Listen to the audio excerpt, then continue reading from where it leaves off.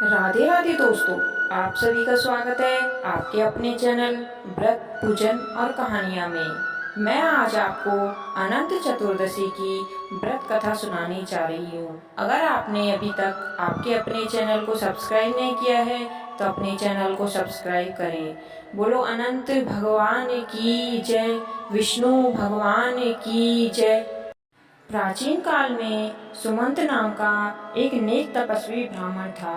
उसकी पत्नी का नाम दीक्षा था। उसकी एक परम सुंदरी, धर्मपरायण तथा ज्योतिर्मयी कन्या थी जिसका नाम सुशीला था। सुशीला जब बड़ी हुई तो उसकी माता दीक्षा की मृत्यु हो गई। पत्नी के मरने के बाद सुमंत ने कर्कशा नामक स्त्री से दूसरा विवाह कर लिया। सुशीला का विवाह ब्राह्मण सुमंत ने कौंडिन्य ऋषि के साथ कर दिया। विदाई में कुछ देने की बात पर कर्कशा ने दामाद को कुछ ईंटें और पत्थरों के टुकड़े बांध कर दे दिए।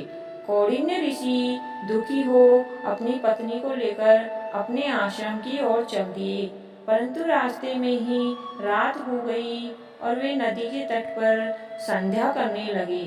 सुशीला ने देखा वहां पर बहुत सी स्त्रियां सुंदर वस्त्र धारण कर किसी देवता की पूजा कर रही थी। सुशीला के पूछने पर उन्होंने विधि पूर्वक अनंत व्रत की महत्ता बताई।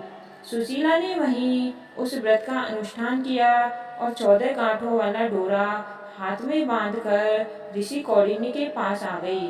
कौंडिन्य ने सुशीला से डोरे के बारे में पूछा तो उसने सारी बात बता दी।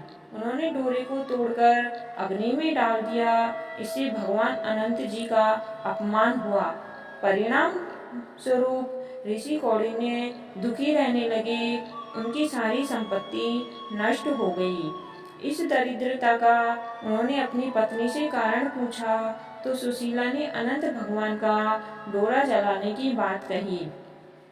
पश्चाताप करते हुए ऋषि कौंडिन्य अनंत डोरे की प्राप्ति के लिए वन में चले गए। वन में कई दिनों तक भटकते भटकते निराश होकर एक दिन भूमि पर गिर पड़े। तब अनंत भगवान प्रकट होकर बोले, हे कौंडिन्य, तुमने मेरा तिरस्कार किया था, उसी से तुम्हें इतना कष्ट भोगना पड़ा। तुम दुखी हुए, अब तुम्हें पश्चाताप किया है, मैं तुमसे प्रसन्न हूँ। अब तुम घर जाकर विधि पूर्वक अनंत व्रत करो। 14 वर्ष पर्यंत व्रत करने से तुम्हारा दुख दूर हो जाएगा। तुम धन्य धान्य से संपन्न हो जाओगे। कौंडिन्य ने वैसे ही किया और उन्होंने सारे क्लेशों से मुक्ति मिल गई। श्री कृष्ण की आज्ञा से युधिष्ठिर ने भी अनंत भगवान का व्रत किया, जिसके प्रभाव से पांडव महाभारत के युद्ध में विजयी हुए तथा चिरकाल तक राज्य करते रहे। कहानी सुनने वाले और सुनाने वाले सभी का भला हो, आपकी सभी मनोकामनाएं पूर्ण हो। अगर अभी तक आपने आपके अपने चैनल को सब्सक्राइब नहीं किया है तो चैनल को सब्सक्राइब करिए। धन्यवाद। आपका दिन शुभ हो।